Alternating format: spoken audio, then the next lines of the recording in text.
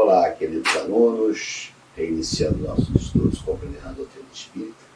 Hoje vamos falar de um assunto também de igual importância. São penas e gozos terrestres, tomo 2, módulo 18, roteiro 1. Existem penas?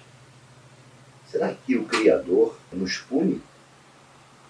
Será que é Ele que estabelece punições ao homem para que ele sofra? Se efetivamente a punição está nas mãos do Criador ou somos nós, os agentes infratores que transgridem as leis do Criador e, portanto, recebe por si só a sua punição. E eu abro perguntando a todos. Todos queremos ser felizes. Conseguimos? Neste mundo? Nesse mundo? Será que é possível encontrar a felicidade nesse mundo? Jesus já dizia que a felicidade não é deste mundo, né? Mas é possível ser feliz? Depende do que é felicidade. Exatamente. Né? Alguns associam a felicidade a adquirir bens materiais, ao acervo material, ao acúmulo material.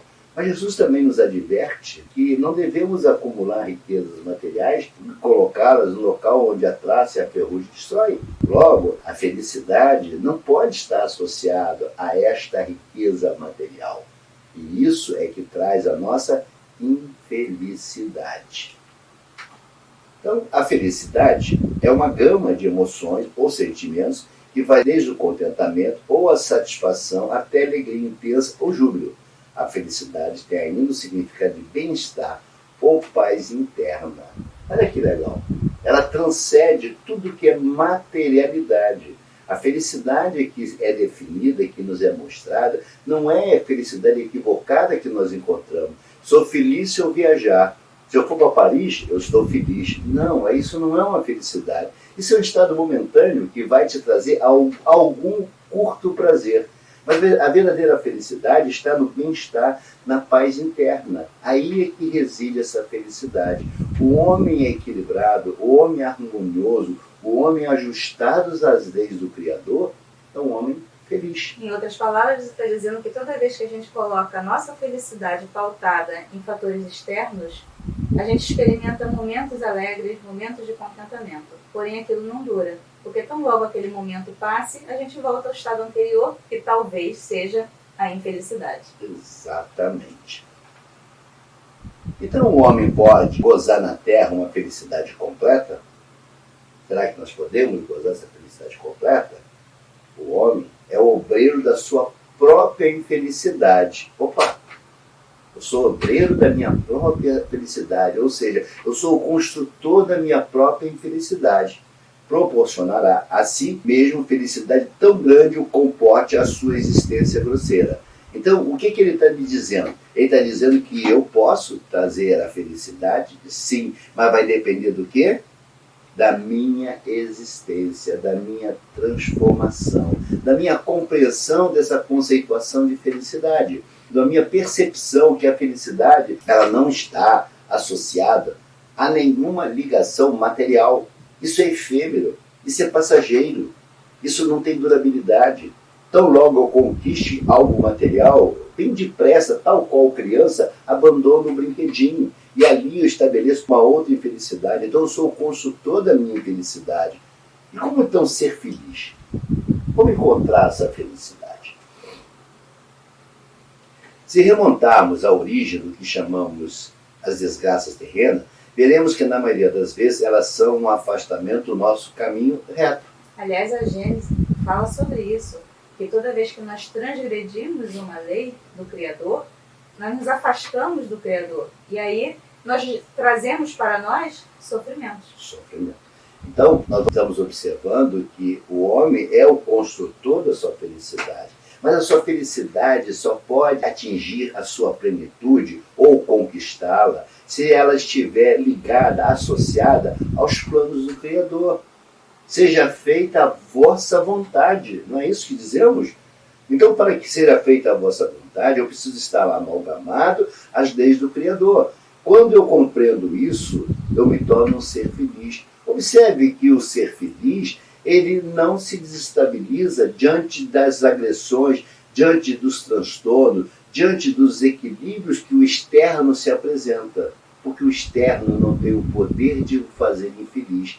Ele compreende, ele entende, ele contempla, ele aceita, ele se subordina às vontades da divina providência. Porque ele sabe que tudo aquilo faz parte de um planejamento que o Criador assim o fez. Então ele não vai se insurgir contra as leis do Criador, ele vai compreender, ele vai se amalgamar às leis do Criador. Caminho esse traçado com vistas à sua evolução espiritual. Não tenha dúvida. Então, muitas das vezes nos rebelamos contra as leis do Criador sem compreender que o Pai nos dá o remédio necessário ao nosso crescimento, o remédio necessário à cura de nossas deficiências, o remédio necessário que vai fazer nos transpor para evoluções mais, digamos assim, para níveis mais elevados. É isso que o Pai faz. O Pai não dá nada que não seja necessário ao seu filho. Tais quais crianças birrentas que nos rebelamos à atitude de nossos pais quando eles oferecem para a gente não aquilo que nós queremos, mas sim aquilo que é necessário para o nosso desenvolvimento. Então, o homem, dentro da sua condição evolutiva, percebe sua felicidade ainda muito ligada às satisfações materiais. Foi isso que nós estamos falando desde o início. Então, pela nossa pouca condição, pela nossa parca visão, nós associamos sempre felicidade ligado a bens materiais, ou olhando o quintal do outro. Quantos de nós percebem nas redes sociais aquelas fotos muito bem produzidas, muito bem elaboradas, né, onde nós julgamos que aquele ser é um ser feliz, quando na verdade aquele ser, se adentrarmos dentro da vida daquele ser, vamos descobrir que aquele ser é extremamente infeliz, extremamente doente, extremamente cheio de dificuldades, mas ele pousa para a fotografia numa montagem esplendorosa e você que está do outro lado acredita ser aquilo felicidade, quando na verdade nós não temos seres felizes ali. E o pior, traça a sua infelicidade porque você não está experimentando aqueles momentos que são uma montagem, são uma farsa, muitas das vezes, só para poder ficar bonita a foto, né? E não é uma realidade daquela pessoa. E você pauta a sua vida, poxa, ele tem aquilo e eu não tenho. E aí traça uma infelicidade que você não precisava passar por aquilo.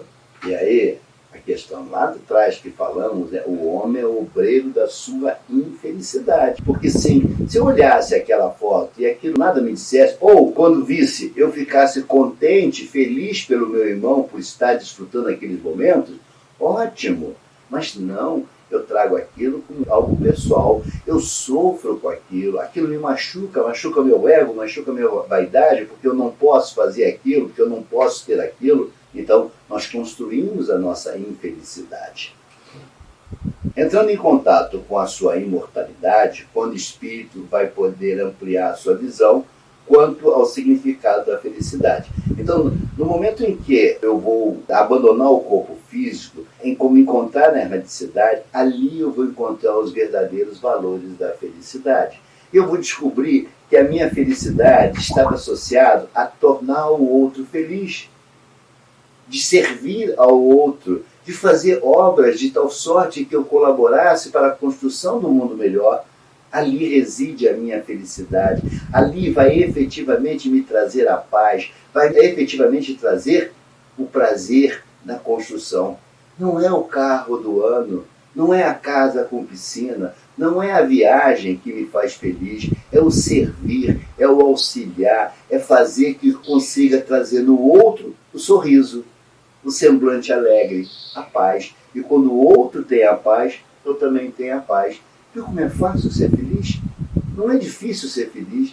Basta abandonarmos os nossos egoísmos, as nossas vaidades, para compreendermos aonde reside a felicidade.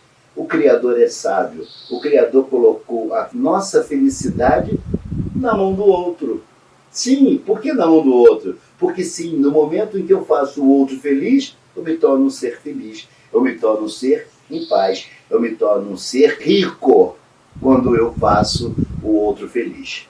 E a ampliação dessa visão, quando estamos desencarnados, é que nos permite fazer escolhas com vistas ao nosso progresso. Porque se fizéssemos escolhas com a parca visão que temos quando estamos encarnados, a gente ia planejar o quê? A próxima encarnação? eu vou vir com cheio do dinheiro, eu vou fazer muitas viagens, eu só vou passear, eu só vou me divertir, e não é isso que ocorre. Então, esse desligamento da matéria nos permite enxergar a vida real, como ela é, e o que nós precisamos fazer para alcançar a evolução.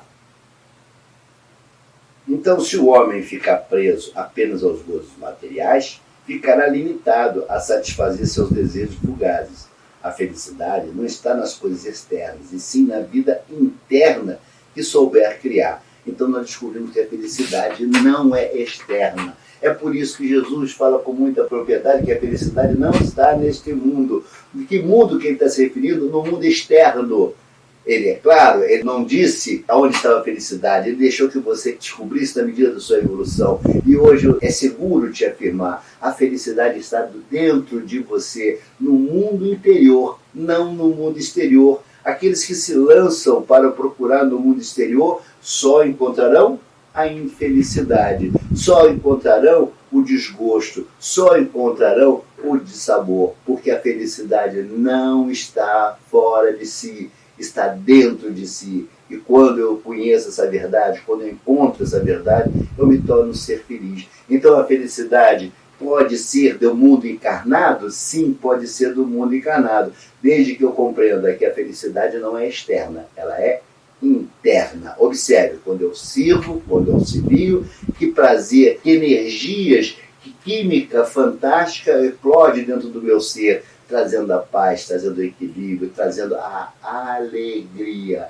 o sentido de viver. Aquele que serve é um ser feliz, é um ser que tem a paz, é um ser que encontra prazer e se sente útil naquilo que ele está a praticar. Essa é uma frase que meu pai sempre falou pra gente quando era criança, pra gente, porque não sou eu tenho irmão, e era: quem não vive para servir, não serve para viver.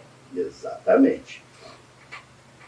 O habitante do planeta Terra pertence a um estágio evolutivo submetido a provas e expiações como fonte de aprendizagem. O homem na Terra não pode gozar de completa felicidade, pois a vida lhe foi dada como prova ou expiação. Então é um ledo engano achar que nós estamos aqui de turismo, de passeio. Não, nós estamos aqui para conquistar experiência, para experimentar essas experiências, e essas experiências, se caminhar através desses processos de dificuldade, eles vão fazer com que haja o nosso refinamento, as nossas melhorias. Pare para pensar. Volte ao tempo. Quando você tinha 20 anos, seu pensamento era o mesmo que tem hoje? Não, claro que não. Por quê? Porque você já passou por uma gama enorme de experiências, muitos caminhos que você fez escolhas através do seu livre-arbítrio deram em prejuízos para você, prejuízos não materiais, mas prejuízos emocionais que trouxeram grandes danos ao teu ser por escolhas equivocadas, mas faz parte, ainda assim, de sua experiência. Então nós estamos num planeta de provas e expiações. Expiações para cumprir ou cobrir erros de vidas pretéritas. E provas para novos reajustamentos, para novos desafios, para novas caminhadas. Alguns falam: Pai, afastai de mim esse cálice, sem compreender que esse cálice é o caminho, é a ponte que te leva para a evolução. Então, não digamos: Pai, afastai de mim esse cálice. Pai, permita que eu possa sorver a amargor dessa bebida, mas que eu tenha sucesso ao final, que eu compreenda o gosto amargo dessa bebida e que eu consiga dali tirar experiências e ensinamentos. É isso que precisamos compreender. E não: Pai, afastai de mim esse cálice. Não, não afastai. Pai, dai-me esse cálice, porque é através desse cálice que eu serei experimentado. É através desse cálice que terei a prova efetivamente da minha evolução. Alguns serão aprovados, outros serão reprovados e terão que voltar ao educandário para novamente ser experimentados. Mas lembre-se, nós vivemos num planeta de provas e expiações e faz parte da nossa evolução. Não reclamemos de viver nesse planeta. Esse planeta é maravilhoso. É o planeta que o Criador nos deu para vivermos e para colher as nossas experiências. Por maior que seja a nossa dificuldade, faz parte da nossa evolução. faz parte de nossa caminhada, faz parte do nosso amadurecimento, do nosso refinamento. Nenhum espírito chega ao estágio angelical sem antes passar pelo planeta de provas e expiações. Nenhum espírito atinge a maturidade sem ganhar as experiências necessárias. Não se ganha experiência vendo televisão, não se ganha experiência ouvindo do outro, se ganha experiência vivendo. E vivendo o presente. Não esqueçam, presente. Certa vez falávamos sobre isso. A palavra é uma palavra mágica, presente. O passado passou. O futuro, nem sabemos se vamos estar lá ou não, mas o presente é aquele pacotinho gostoso que o Criador nos deu e que devemos abrir com muito carinho e dizer: Pai, obrigado pelo presente.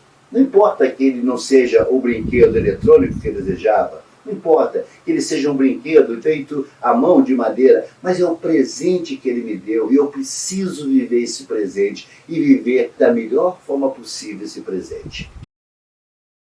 A consciência da imortalidade nos remete à compreensão que a vida corporal é uma estação temporária. Pare para pensar no que eu estou dizendo para vocês. Eu preciso ter consciência que nossa vida é temporária e que tudo passa. E que aqueles seres que passam pela nossa vida são seres que foram colocados como experiência. Alguns voltam para a casa do Pai mais cedo. Mas eu digo, está muito cedo, fora do tempo, como se fôssemos o Criador. Não, esse ser mereceu o justo retorno, cumpriu a sua missão, cumpriu aquilo que foi legado a ele, e ele parte. Parte porque o Pai o chamou, parte porque existe um planejamento. Então nós precisamos estar submissos à providência divina, sem questioná-lo, sem tratarmos os desafios resignados, faz com que possamos ter gratidão pela vida e a fé no futuro. Então nós precisamos compreender que o Pai não comete erro. O Pai Criador é perfeito, é justo, então não há erro. O que há erro é a minha percepção dos fatos. O que é erro é o equívoco naquilo que eu prejulgo achando que seria o correto, quando na verdade eu não conheço o planejamento, eu não conheço essa arquitetura do Pai. Então, muitas das vezes nos rebelamos com a perda, com o afastamento, com a morte, com o elevado número de pessoas que estão desencarnando e nós acreditamos que aquilo é uma injustiça do Criador. Como injustiça do Criador?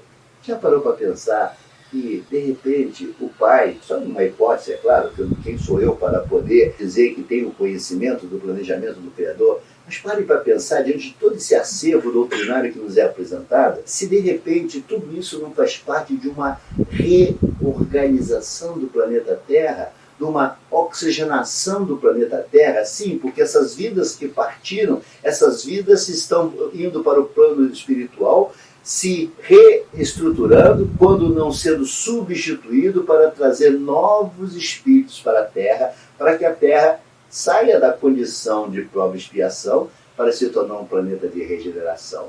Mas o que eu faço? O que eu digo? O Pai é injusto, milhares e milhares de vidas ceifadas, né? Como assim milhares e milhares de vidas ceifadas? Quem somos nós para criticar ou para dizer qual é o caminho certo, qual é o caminho correto? Quem somos nós? Não nos é permitido, não é de nossa competência, mas tenha certeza, tudo isso faz parte de um grande planejamento e que longe está de percebermos ou de conhecermos. Talvez, muito pouco provável, mas talvez na erradicidade possa descortinar essa verdade e podemos compreender por que um número tão elevado de pessoas abandonaram simultaneamente o planeta Terra. Castigo? Não tem nada a ver com castigo. Tem a ver com regeneração, reestruturação. Claro, você me dirá, mas alguns morreram que não deveriam ter morrido, ter desencarnado. Sim, mas não esqueçam que existe aquele suicida potencial. Aquele suicida que vai de encontro à tragédia, aquele indivíduo que procura o resultado, ele se expõe ao perigo, ele se coloca em perigo, e aí ele desencarna. Mas é a vontade do Criador? Não, é a vontade dele, é livre-arbítrio dele, é ele que decidiu, é ele que decidiu. Ah, mas ele desencarnou, mas levou muita gente de sua família, sim, pela responsabilidade dele, pelo ato imprudente dele, que isso ocasionou, pelas faltas de cautela, de cuidado que ocasionou, mas não há responsabilidade do Pai. Agora, com certeza, Tudo isso que estamos assistindo, tudo isso que estamos vislumbrando, faz parte de um planejamento. E tenha certeza, o Pai não erra no seu planejamento. O Pai sabe o que está a fazer. Então nós devemos não só ser gratos às situações que nós somos submetidos enquanto encarnados, porque elas têm vistas ao nosso progresso, aceitar com resignação, buscar extrair os ensinamentos que elas nos proporcionam, e também pelas pessoas que passam por nós, sejam porque foram morar em outro lugar, sejam porque elas desencarnaram. É um brinde, é um presente do Criador conviver com essas pessoas durante um período de tempo, mesmo que esse período de tempo seja pequenininho. E tem uma frase que eu guardo muito no meu coração, que está no livro Pequeno Príncipe, é que diz mais ou menos assim: ninguém que passa por nós vai sozinho ou nos deixam sós. Deixam um pouco de si e levam um pouco de nós. Verdade. Então, a perda das pessoas amadas. O espírito é sensível à lembrança e à saudade dos que lhe eram caros na terra. Mas uma dor incessante lhe toca o pensamento, mas não o ajuda. Então, o que ele está te dizendo? A dor era inevitável. Isso não tenha dúvida. Mas o sofrimento, este é evitável. Este é possível. Como eu posso evitar o sofrimento? Através do conhecimento. Compreendendo que a vida não se exaure com o fechamento dos nossos olhos, o encerramento de uma jornada material. E quando eu compreendo isso, quando eu entendo isso, a vida tem continuidade. A vida material é uma vida passageira, a vida espiritual é uma vida eterna. Então, quando eu entendo isso, eu já não tenho mais sofrimento. Eu posso sentir a dor da saudade? Posso e devo, é extremamente natural. O pensamento meu vai vagar e eu vou lembrar desse ser e eu vou ter dor, porque esse ser me era caro. Mas isso não pode ser transformado em sofrimento. Isso não pode se transformar em destruição, porque sim, quando eu assim o faço, eu não só prejudico o meu ser, a minha saúde psíquica, a minha saúde mental e o meu corpo físico, muitas das vezes, mas eu prejudico aquele que eu amo, aquele que eu prezo, aquele que eu tenho saudade. E aí leva aquele questionamento: a saudade ela é saudável ou ela é prejudicial? Ela pode ser as duas. Ela tanto pode causar mal, quando você pensa naquele ente com sofrimento, com dor, com tristeza, com amargor, e também pode ser boa quando você lembra daquela pessoa, que das coisas boas que você viveu, o quanto foi bom tê-la aqui com a gente, enquanto mesmo por pouco tempo, né? Então ela pode ser boa ou pode ser ruim. Tem uma passagem no livro Vendedor de Sonhos, do Augusto Cury, tem um personagem chamado Boquinha de Mel, né? E o Boquinha de Mel vai em um velório. E nesse velório, todos choravam. E ele dá uma lição a todos nós. Pergunta: por que nós estamos chorando? O que esse indivíduo significou em nossas vidas? O que ele foi importante em nossas vidas? E aí as pessoas começam a refletir e começam a sorrir, lembrando que aquele ser foi um ser extremamente especial em suas vidas. Foi um ser alegre, foi um ser que trouxe motivações, foi um ser que construiu, foi um ser que teve razão de sua existência.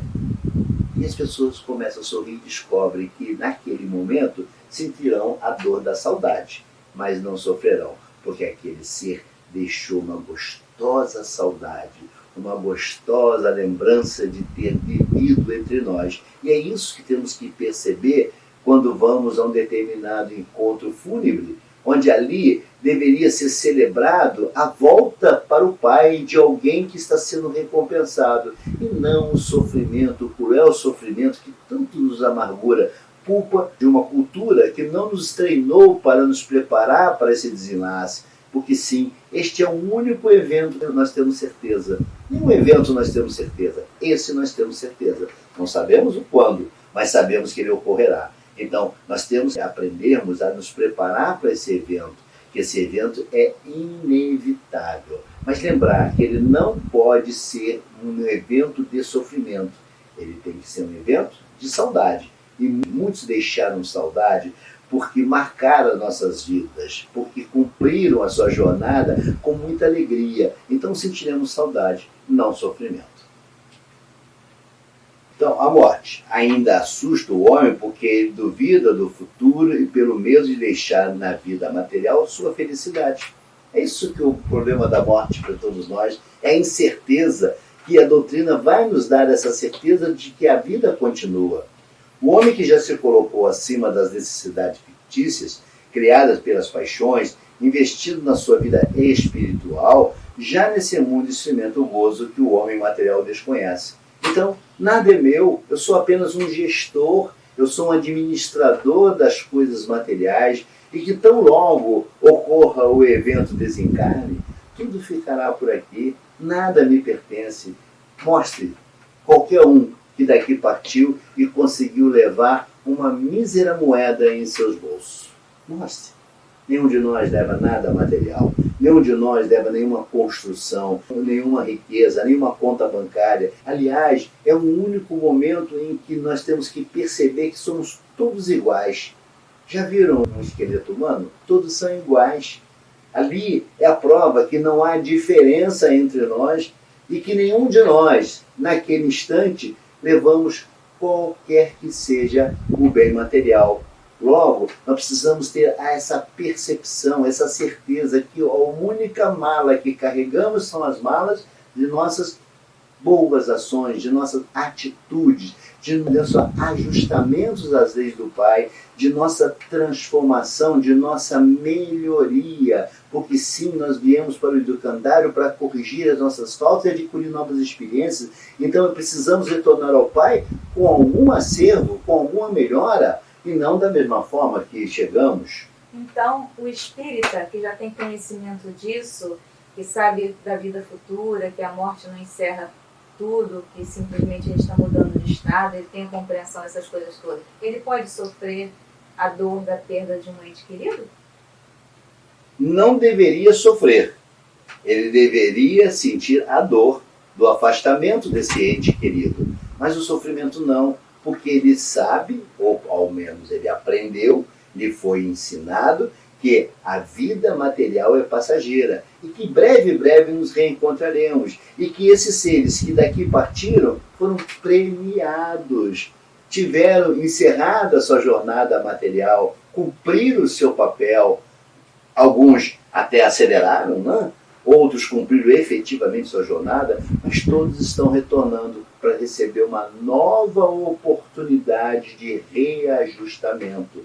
Então, eu não posso, como espírita, sofrer. Eu sinto a dor, não o sofrimento. E a dor, quando compreendida, a dor, quando bem entendida, a dor serve de aguilhão, de mecanismo propulsor ao meu avançamento. Como assim, instrutor? Sim, porque na medida em que essa dor me atinge e eu a transformo em trabalho, em auxílio, eu passo a ter melhorias, acréscimos ao meu espírito, porque eu transformei aquele aguilhão de dor em trabalho. Porque sim, aquele espeto impulsiona o ser, eleva o ser, empurra o ser, ao passo que o sofrimento, este não. Este é aquela pedra pesada, a morte que Jesus nos fala, que nos obriga a ficar pesado, inerte, inútil, em eterno sofrimento. Então o sofrimento não é um sentimento bom. O sofrimento nos arrasta, nos leva para o fundo. A dor não. A dor é a benéfico aguilhão que vai nos impulsionar ao progresso. E note que ele falou, nós espíritas deveríamos não sofrer com a dor. Deveríamos não sofrer. Isso está mostrando o quê? Que nós somos diferentes e cada um tem um comportamento diferente. O fato da gente não dever sofrer, porque temos teoricamente o entendimento disso, não significa que nós já internalizamos esses conhecimentos todos e que nós simplesmente não vamos sofrer. Na realidade, a grande maioria sofre sim quando tem uma separação de um ente querido, de uma pessoa que está muito próxima, alguém que lhe era muito caro. O que nós temos que pegar é que essa ferramenta que nos foi dada sirva para quê? Para que a gente possa ultrapassar essa barreira de sofrimento o mais rápido possível. Manter as saudades, sim, porque aqueles que nos foram caros e que partiram nos deixam saudades belas, coisas maravilhosas que vivemos juntos. Então nós temos que nutrir esse pensamento de alegria, de júbilo com essa pessoa que nos deixou, sim. Agora, manter o sofrimento, não. Então, a doutrina espírita, apesar de nós não conseguirmos colocá-la em prática, a gente tem que se esforçar. Porque Kardec já nos falava que verdadeiro espírita é aquele que empreende esforços em dominar as suas mais inclinações. não só dominar as suas más inclinações, eu vou acrescentar aí também o quê? A se amoldar aos ensinamentos do nosso Pai. E não sofrer por aquele que partiu, que é uma coisa natural, também está amoldado aos ensinamentos do nosso Pai. Suicídio. Mais de 1 milhão de pessoas cometem suicídio a cada ano, tornando-se esta a 10ª causa de morte do mundo. Esses dados já estão ultrapassados, né? É a segunda causa de morte, é o suicídio, na atualidade. O primeiro são os acidentes, a segunda é o suicídio. Trata-se das principais causas da morte entre adolescentes e adultos com menos de 35 anos de idade. Entretanto, há uma estimativa de 10 a 20 milhões de tentativas de suicídio não fatais a cada ano em todo o mundo. Então, muitas das pessoas tentam contra a sua vida. E por que ocorre o suicídio? O indivíduo quer morrer? O indivíduo quer acabar com a sua vida? O indivíduo não quer ficar mais no mundo material? Não, não é verdade. O que o indivíduo quer é tirar a dor que ele está sentindo. Ele não encontra a solução, ele não encontra o caminho para aliviar as suas dores. E aí ele pensa que o caminho mais aconselhável é extirpar a sua vida. Quando, na verdade, quando ele assim o age, ele estará agravando a sua vida futura, a sua vida espiritual. Então, os problemas, as dificuldades, o cálice amargo que recebemos tem a ver com a nossa evolução, faz parte da nossa caminhada. Então, precisamos compreender que esse cálice amargo é necessário para o nosso desenvolvimento. Mas dali, eu ceifar a minha vida, este é um ato extremamente cruel, não só contra o Criador, mas em especial contra o meu ser, o meu espírito. Porque irei carregar pesados sofrimentos na erradicidade, irei trazer na marca de futuras reencarnações essa infeliz decisão. Porque eu simplesmente não tive a coragem de enfrentar a dor que estava sendo submetido, porque eu não tive a força de sorver o amargor daquela bebida, porque eu não compreendi que aquela bebida fazia parte da minha evolução. Então o suicídio nunca foi e nunca será a solução para os nossos problemas. Aprendamos a enfrentar os problemas, aprendamos a enfrentar as dificuldades, por maior que seja. Lembre-se, a dor que eu experimento não pode ser lenida através do extirpar de vida. Ela precisa ser compreendida como um impulsionador, como o veículo, como a mola propulsora que vai fazer com que eu evolua. Aprenda que através da dor eu melhoro. Através da dor eu retifico, eu corrijo, eu melhoro o meu ser, o meu espírito. Eu passo a compreender as leis do Criador melhor. No início existe a repulsa, a revolta, depois o silêncio e depois a compreensão desta dor, as razões dessa dor. Todos aqueles que foram submetidos a severas dores dos seus espíritos, que atingiram o seu ego, que atingiram as suas vaidades, quando ressurge um novo ser, um ser mais iluminado, um ser mais tragável, né? Um ser mais amoroso, um ser mais ajustado. Por quê? Porque esta dor, ela foi a mola propulsora para que ele fosse à frente, ele saísse desse caminho equivocado que ele estava trafegando. Então, a dor não é motivo de suicídio, muito ao contrário. A dor é necessária para o nosso desenvolvimento, para o nosso crescimento. Então, como viver? As penas são proporcionais à consciência que o culpado tem das faltas que comete. Mas a ajuda é para todos. Pequenas mudanças de atitude podem melhorar a nossa saúde, física, mental e material. Primeiro, buscar o significado da vida. Para que eu vivo? Será que eu vivo só para comer, para adquirir coisas? Então eu preciso encontrar uma significação da vida. Aprender. Não tenha dúvida. Tudo aquilo que eu sou submetido, tudo aquilo que é apresentado, são aprendizados.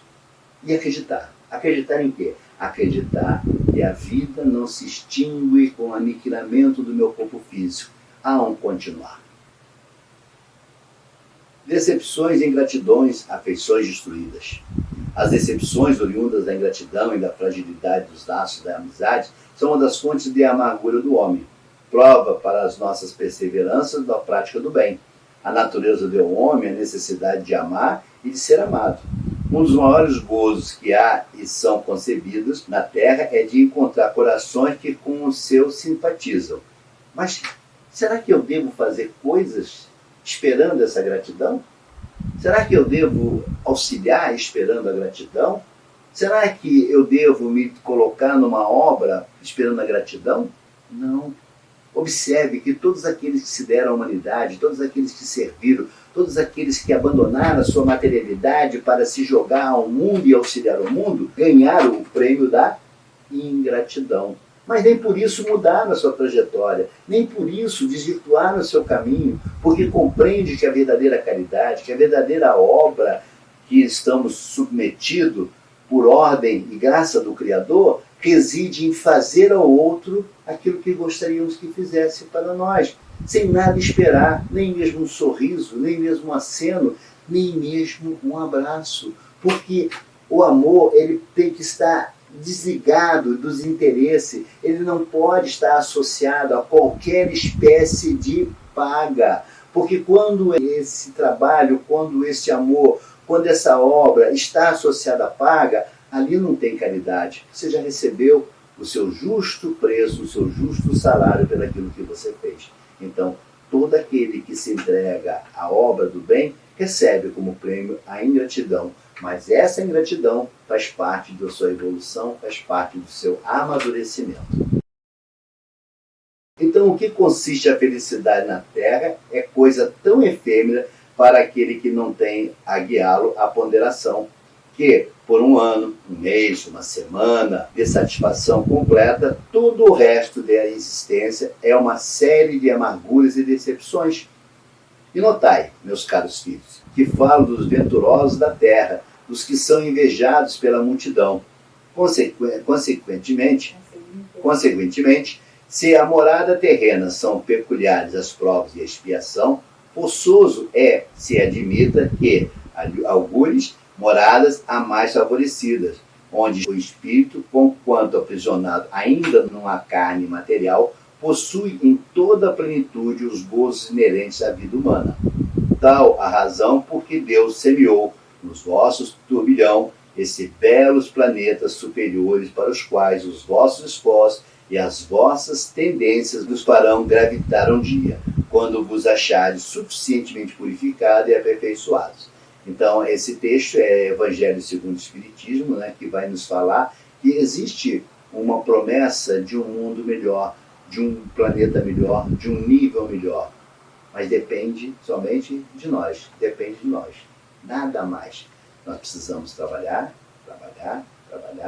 evoluir, aceitar os cálices amargos que nos são apresentados, sorver da bebida amarga para ganhar experiência e continuar a nossa jornada, sendo sempre gratos ao Criador essa fantástica oportunidade que nos é dada de evoluir. Nós não chegamos na Terra com o objetivo de sermos turistas ou a passeio. Muito ao contrário, nós viemos para o educandário, viemos para trabalhar. E por isso devemos ser gratos ao Criador essa fantástica oportunidade que nos é dada de resgatar e adquirir novos conhecimentos. Fiquem em paz.